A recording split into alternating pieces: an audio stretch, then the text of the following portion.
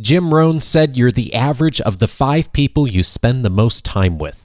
On this episode, the key steps for improving the relationships you cultivate. This is Coaching for Leaders, episode 455. Produced by Innovate Learning, maximizing human potential.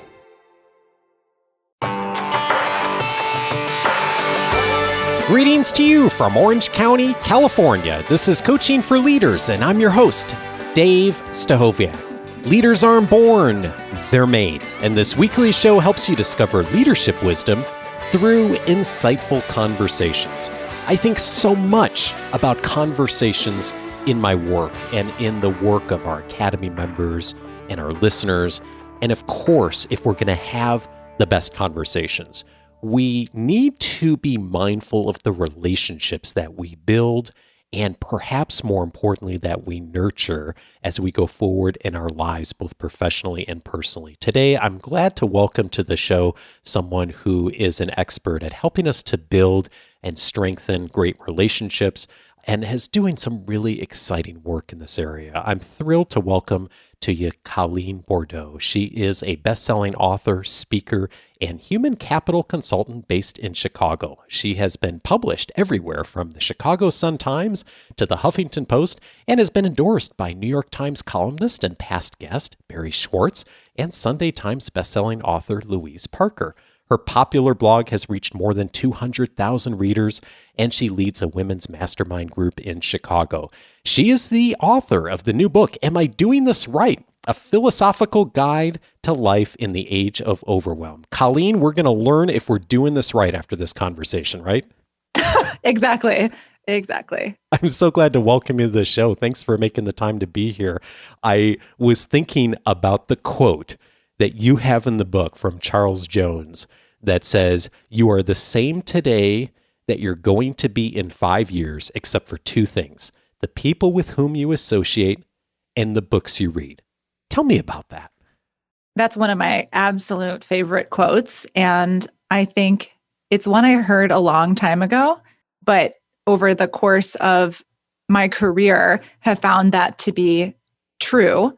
And when I look at the people who I've learned the most from and the people who have helped me become who I am, those 2 elements, the people or relationships those people have cultivated and the books they've read, are what they credit for their success.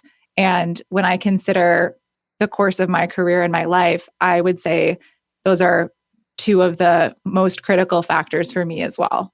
This is something that is a real challenge for us as human beings in general. But I also think at this particular moment in history and technology, it's even a bit more of a challenge perhaps than it was a generation ago.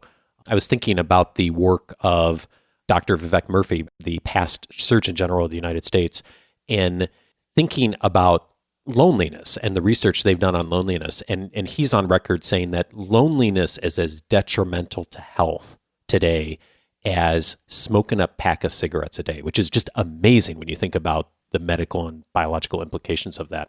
How do you see loneliness showing up when you're working with people in today's environment?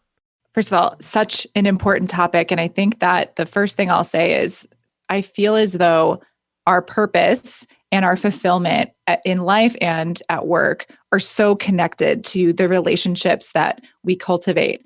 And a huge piece of your ability to cultivate relationships is to be able to show up as you are and show up as who you are. And when I think about loneliness at work, I can't help but reference my own experiences and also what I've heard from colleagues and peers and people who I've talked to along the way. And I think that being in an environment where it's a struggle to make connections, where you don't feel supported to show up as who you are, to be yourself, is a huge impediment to making real connections. And the term authenticity is thrown around a lot. And I think that it is something that we need to dig a little bit deeper on as individuals and as leaders in workplaces. What it really means to me is dropping some of those walls and some of those fears and being open to connecting with people, share your real experiences, who you are, the challenges that you've had and how you've come to be, so that it gives other people permission to do the same and show up as who they are. So that's my perspective on it. And I think the research on the loneliness epidemic more broadly, I cite George Will's article on this in the Washington Post, is really sad. And I think there's in some ways a silver lining to it, which is that it's an epidemic, but it also means that there's so many people who are craving real human connection. And we just have to do a better job of facilitating it. One of the things that struck me reading your book is the word that came up for me reading your book was just delightful. I just enjoyed reading it. And one of the reasons for that is how much you share about your own journey and just how real and transparent you are and authentic you are about your journey. And you mentioned a moment ago, just your own journey through this and loneliness. Where has this shown up for you, and where did you struggle along the way with loneliness?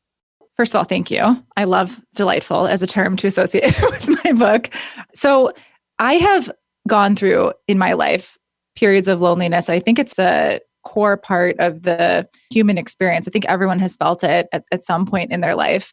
And when I think about the time that I felt the most lonely, the most isolated, I talk about an experience that's kind of personal to my family. When I was in high school, I have an older brother who became addicted to drugs, and my family went through this upheaval. And I felt as though my family became clouded in this dark shame. And I was raised in an environment where it was very high achieving, and kind of the culture of perfectionism was palpable at my high school and in my community.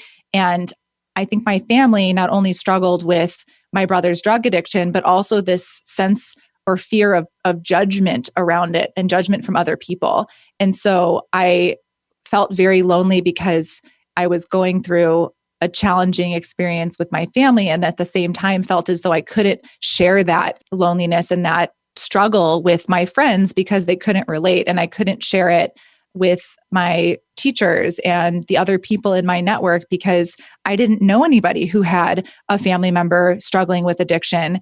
And I didn't know anybody who I felt like would receive it without judging me or judging my family. And it was really coming from this place of deep fear. And that wasn't necessarily true. I think as I grew up and my family worked through that challenge, I recognized that the moment I started to share about it was the moment I started to realize that it was actually more common for the people in my network to have kind of a dark spot or a struggle in their family that they had also felt afraid to share, kind of coming from the same drivers that I was feeling at 16 years old when this all started. It's amazing how we can be surrounded by hundreds, sometimes thousands of people, and yet truly be lonely, isn't it?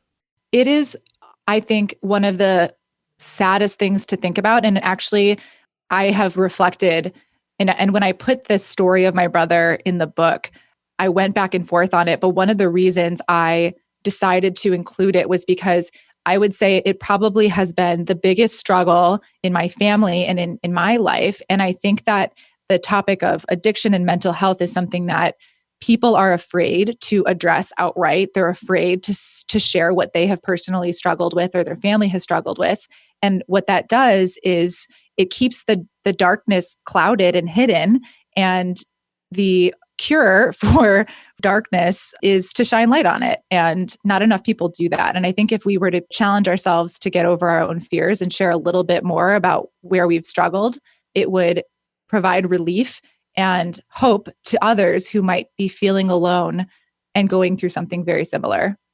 You use the analogy of a crab in the book, talking about relationships. Tell me about the crab and how that shows up for you.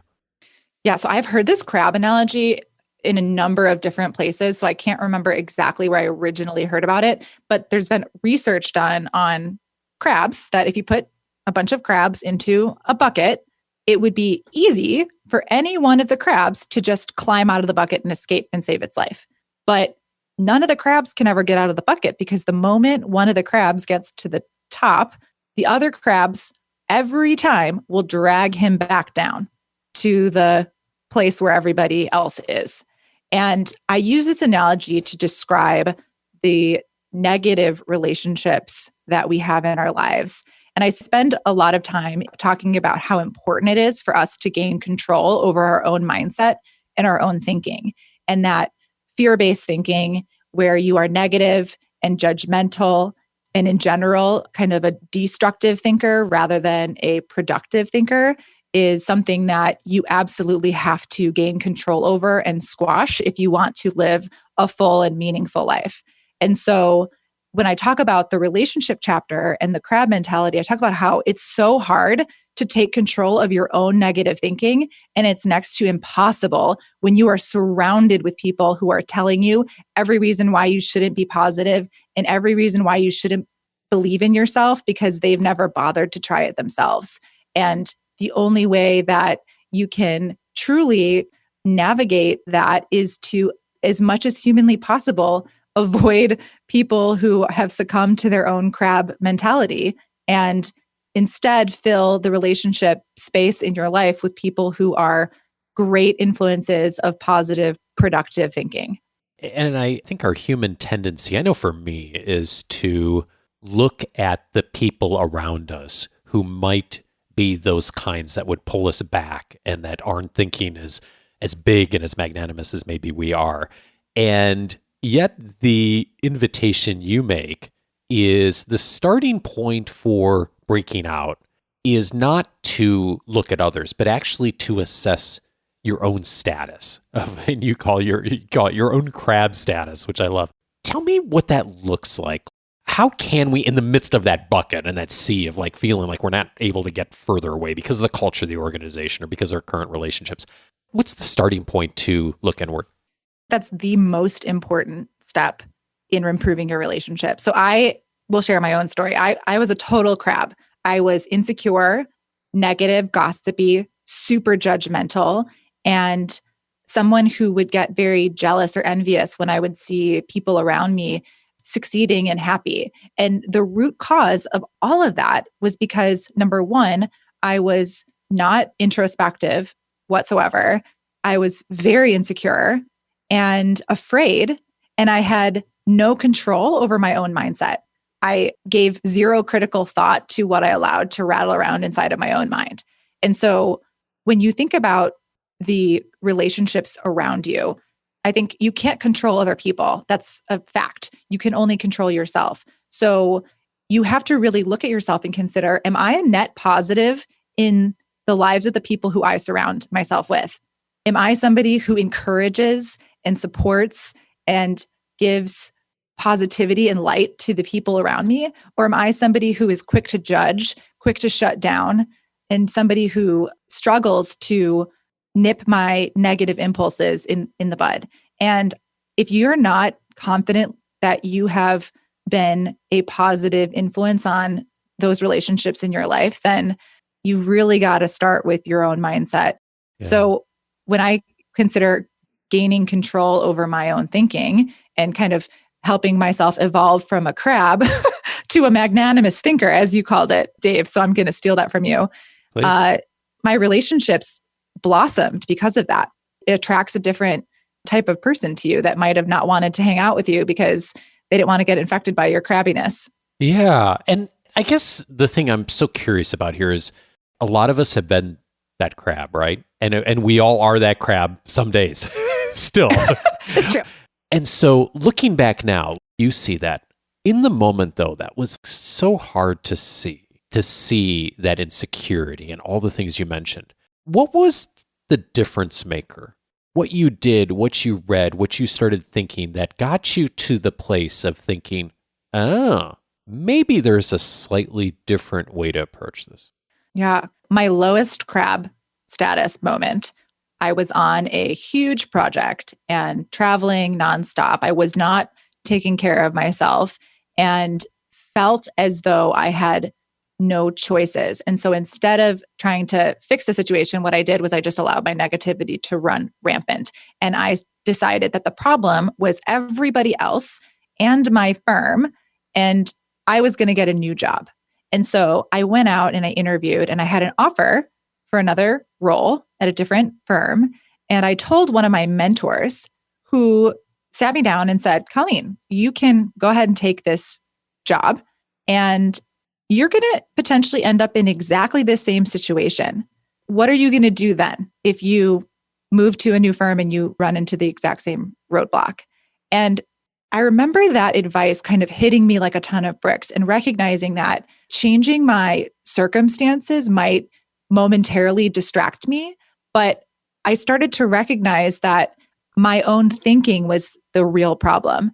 And right around the exact same time that I had that conversation, someone recommended Eckhart Tolle's book to me, The Power of Now. Oh, yeah. And I decided to read it because I didn't really have anything to lose. And I had decided that I wasn't fully confident that changing jobs was going to be the answer. So I read the book, and in the book, he talks about how most people actually are crazy in the sense that they focus on things they have absolutely no control over, either things that happened in the past that they can't stop ruminating over and obviously can't change, or things that might happen in the future that they have zero ability to predict or control. And they completely miss focusing on what they can control, which is their own thoughts and their own actions in this exact moment. And he talks through how to start looking at your mind and being self-aware and recognizing your thoughts as they come and taking steps to essentially shift your thinking so that your actions are more productive. And that book was a game changer for me and really got me started on this self-development wormhole that helped me go from being this totally negative crab that you would never want to talk to on this podcast to I think somebody who has intentionally built a really happy and fulfilling life because I've gotten over that way of thinking. Yeah, and you've learned how to do it, right? It didn't just come naturally. And I think for most of us, it doesn't. And most leaders, I think it doesn't. There are the occasional exceptions, right? There's the people who really naturally do this well, and we all love to hate them, right? But for most of us, this is a learned skill. It's not something our schools do a fabulous job, at least most places, in teaching us relationship building, how to really listen, some of these core skills that are essential for leadership. And so you having learned that has been a key skill. And you said something a couple of times, you used the word mindset. And I was thinking about that transition you talk about in the book of getting that offer. And you had a mentor who sat you down at some point and said, don't run away from something, run towards something. Tell me about that. Yeah. Oh, that's been one of the pieces of advice that I think about it and it still gives me goosebumps. So the idea that you can change your circumstances, I think is tempting. That if you don't like something and you are uncomfortable, it is very easy to run away. But the advice was that essentially takes you nowhere and it doesn't move you forward, that you are better off staying put and focusing on what you can control and seeking what truly excites you and energizes you that you can't stop thinking about, you can't look away from, and that you want to run towards. And it is a really simple frame, but it's something that has been so inspirational to me in my life because in all areas of our life, I think we run into times where it would be easier to simply walk away or run away rather than really focus in on like, what do I want my ideal situation to be? And how do I find that and run towards it? It's one of those wherever you go, there you are kind of things. And exactly. That if you show up in the third job over 5 years and curiously the same kind of difficult situations keep showing up and you're the only common factor, right? I know. And so there's the invitation there for us to look inward, which you're challenging us to do. And thinking about this beautiful advice you received of not running away from something, which is so easy to do, but it doesn't really change much for us, but moving towards something. One of the invitations you make around relationships is consider who you're not spending time with, but want to be spending time with. What does that look like?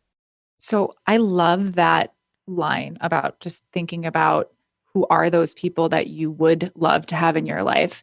And when I think about that idea, it's really looking at who are those people you want to be more like, you want to learn from them. There's some sort of light in them that inspires you. And that idea is really, I think, focused on back to looking at yourself. How do you become the type of person that they want to spend time with? Right. And I have learned so much through paying attention to those people in my network who intrigue me and are doing something that really interests and excites me, and observing. And I think depending on context, where you're able to kind of learn from those people that you do want to have in your network, it's just a fascinating way to learn, a fascinating way to look at where you are versus where you want to be, and learn from those people who are already kind of moving down that path.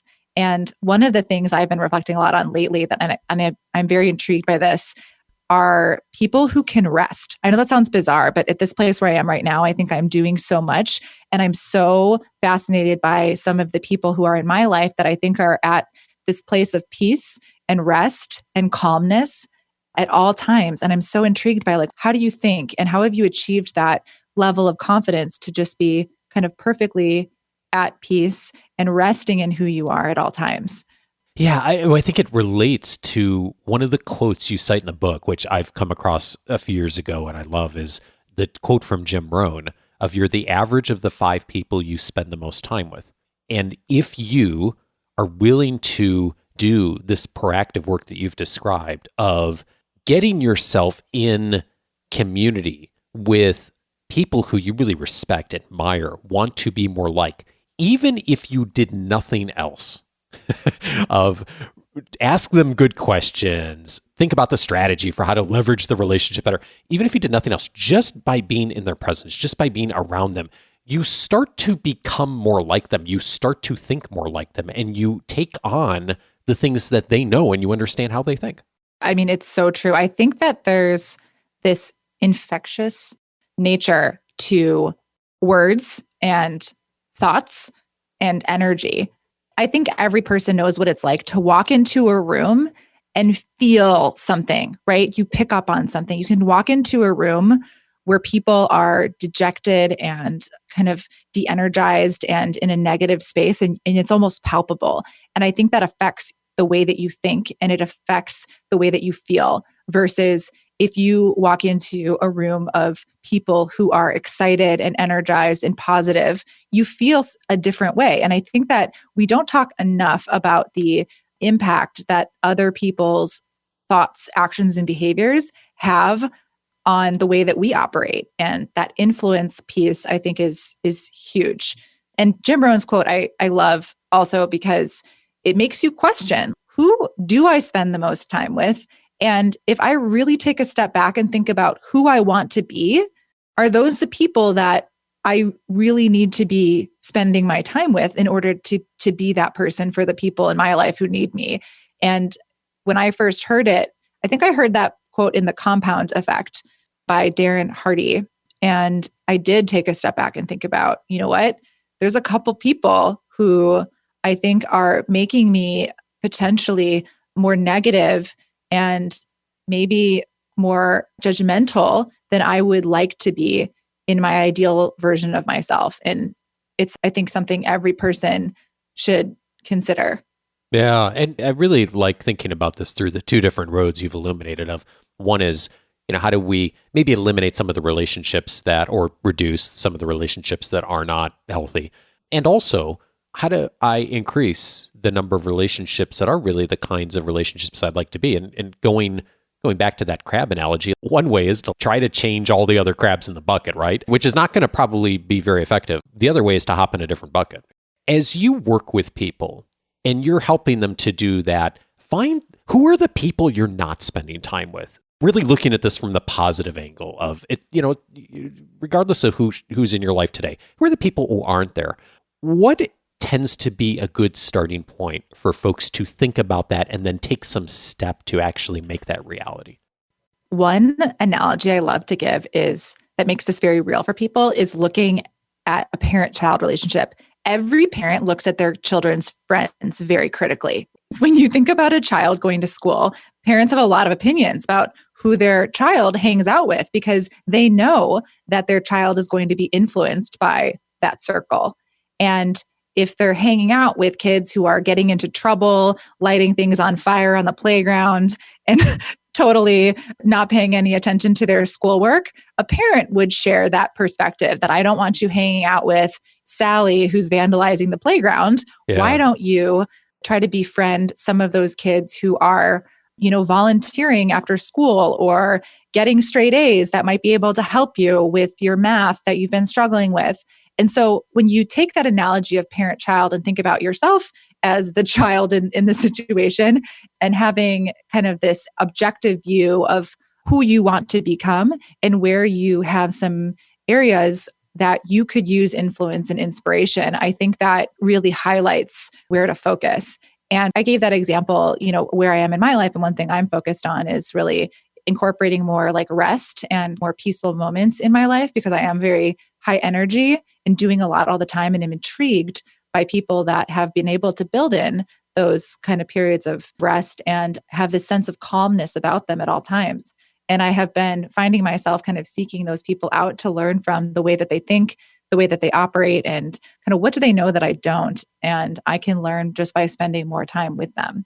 And when you have an interaction like that, let's take the example of finding someone who's restful.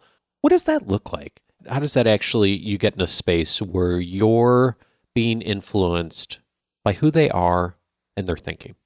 I'm going to give an example of a colleague of mine. Her name is Brina. And when I first started working with her, I picked up on her calm energy almost immediately.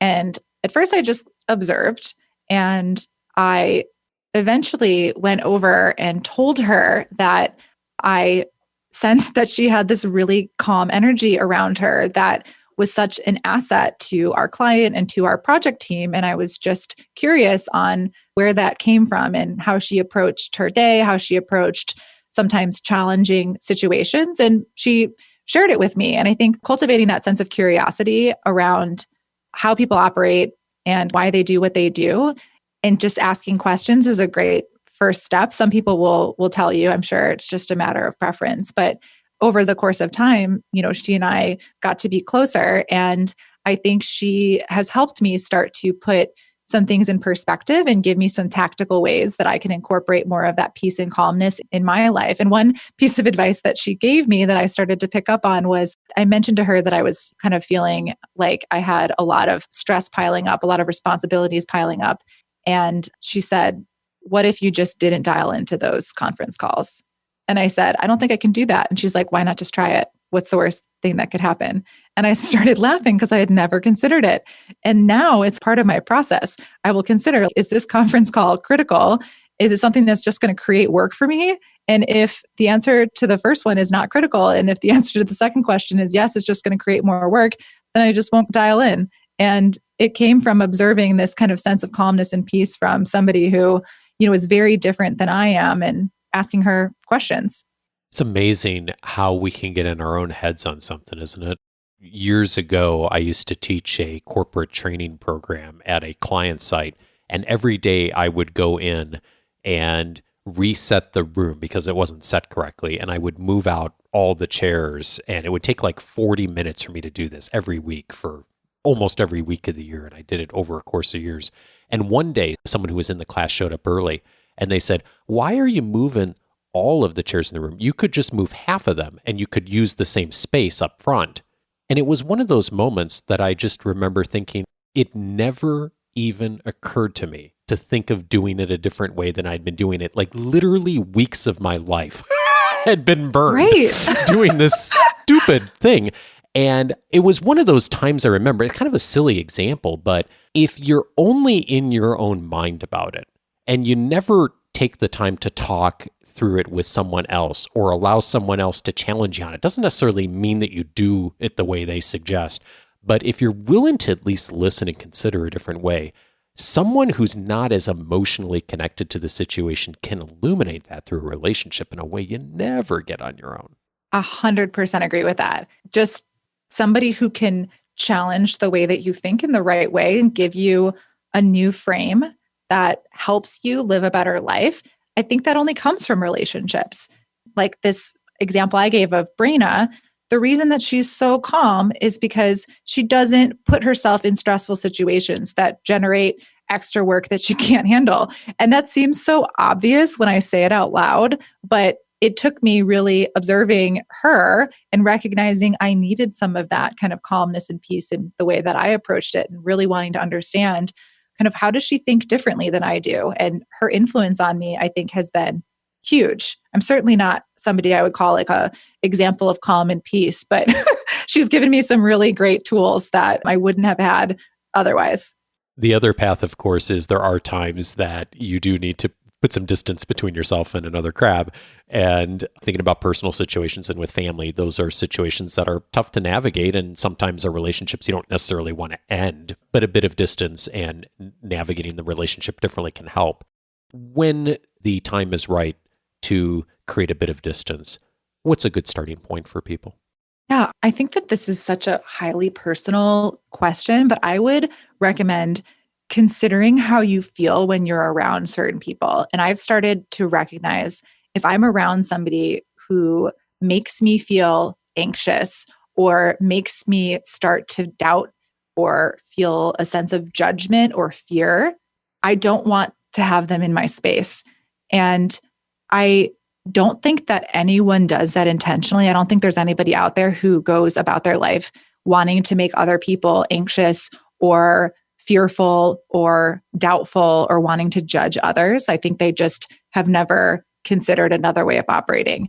But I almost wholesale have taken a step back from those relationships and those people in my network who make me feel that way.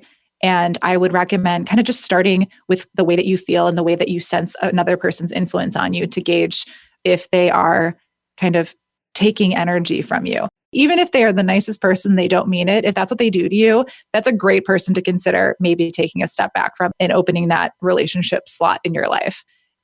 I really appreciated your work, just of how authentic you are and how much, as you've said, this is what you've learned. You've been on the journey. And I think sometimes when you've learned something and you've dealt with all the struggles and you've gotten better at it, as clearly you have, you're just in a place to be able to teach it so much better. And I just appreciate all the wisdom you've given us and the analogies and the examples today. So the book is Am I Doing This Right? A Philosophical Guide to Life in the Age of Overwhelm. I've taken notes on Colleen's book. I'll have those in the book notes in the weekly leadership guide, so watch for that.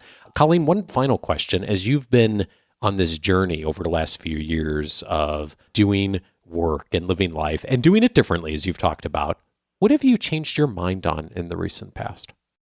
So I have been doing a fellowship at MIT. They have a Center for Collective Intelligence, and there's a really smart professor there named Tom Malone.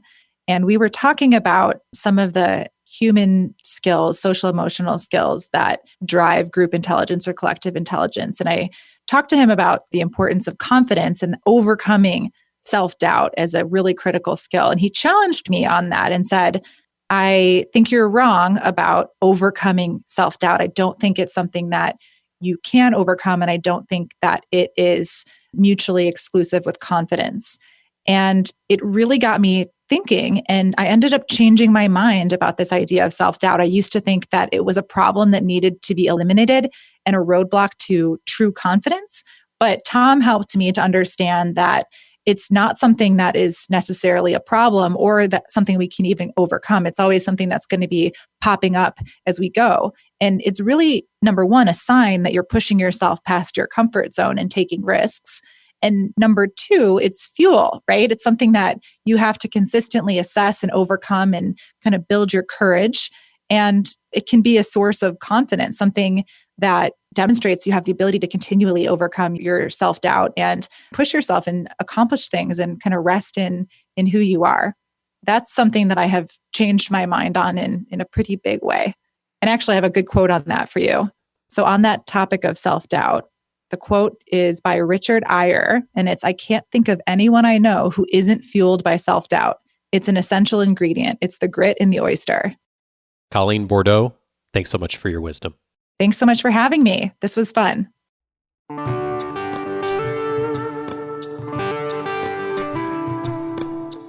If this conversation was helpful, several related episodes you'll also want to check out. One of them is episode 279, How to Grow Your Professional Network with Tom Henschel. Tom and I talked in detail in that episode on how we can look at our professional relationships, not just as the hunting analogy that many times we think of when we think about networking events, of going out and finding as many relationships as we can, but rather transitioning a bit more toward the gardening analogy of how do we really grow and cultivate the kind of relationships that we want to be sustainable for us for hopefully our entire careers. Episode 279 is a great inspiration for how to take the first steps to do that. I'd also invite you to check out episode 346, How to Build Relationships at Conference with Robbie Samuels. Robbie and I talked in that episode on how to do something that's uncomfortable for a lot of us, but also a wonderful opportunity for many of us, which is building relationships when we are at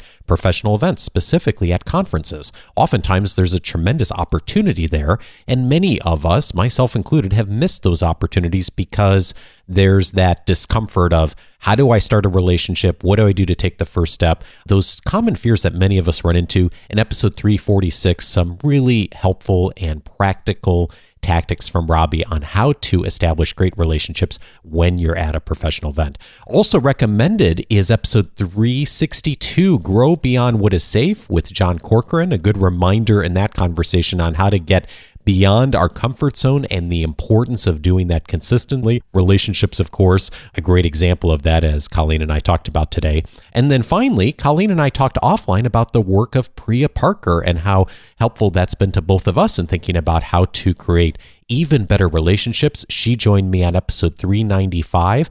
The topic then was how to create meaningful gatherings. She's done some fabulous work on that, and it's a wonderful starting point if you are in the place where you're hosting events, or maybe you'd like to do more of that, again, professionally or personally, and just some wonderful invitations there from Priya on how to structure the expectations around events in a way that build really meaningful relationships. All of those episodes you can find on the coachingforleaders.com website. And if you will take a moment to set up your free membership at coachingforleaders.com, you can search the entire archive by topic of all the episodes that have been aired since 2011. I do occasionally get an email from someone that says, hey, how do I get the episodes prior to the ones that are showing up on iTunes and the other services? I wish we could have all of them go to the services. Unfortunately, they only show the most recent 300 episodes, but you can find everything at coachingforleaders.com, the entire library. So check that out.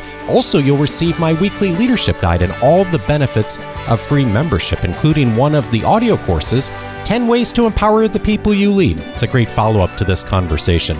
Next week, former UN Ambassador and National Security Advisor Susan Rice on how to be more diplomatic. Join me for that. Have a fabulous week and see you next Monday. Take care.